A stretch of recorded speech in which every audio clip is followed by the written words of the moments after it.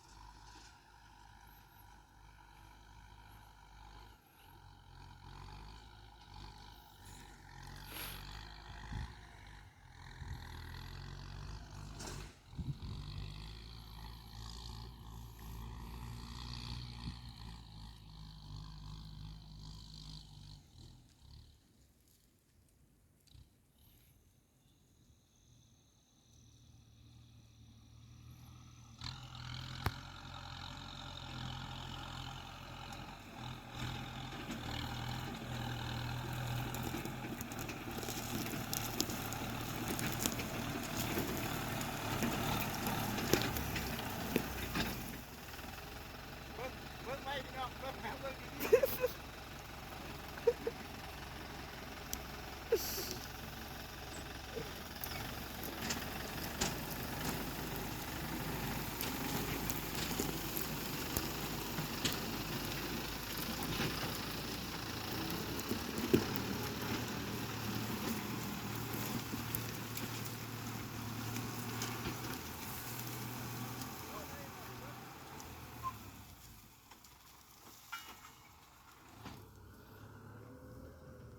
นี่กี่กล้วยสินะเนี่ย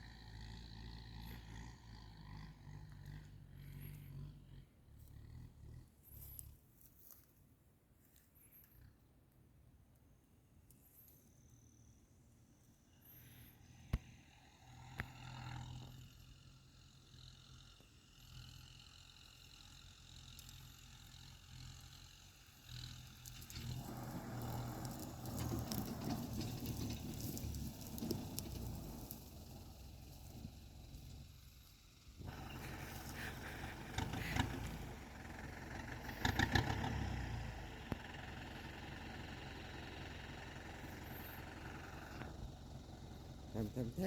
ม อยู่ในพี่น้องสั้นแห้งอยู่บ่ท่านจะพ้องให้ท่านจะพ้องให้จะพ้องให้มาสั้นบ่สั้นบ่จะพ้องให้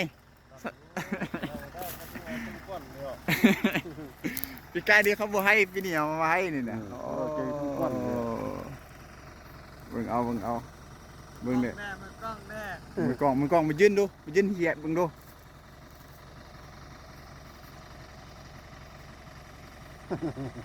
เบิ่งเอาจะองศาแท้ก็เด้อทุกคน 160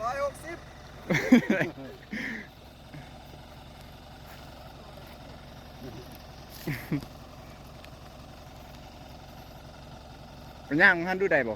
ไปย่างบนไปขี้ให้นั่นได้บ่บ่แม่นตะลุดลงละติ มันจะมีที่ไทยจำไล่ ขี้ให้จนไล่ทุกคนเอ้ยเบิ่งเอา ยางบ่ได้ครับพี่น้องยางบ่ได้ลอยมาไล่ลบนั่น เออ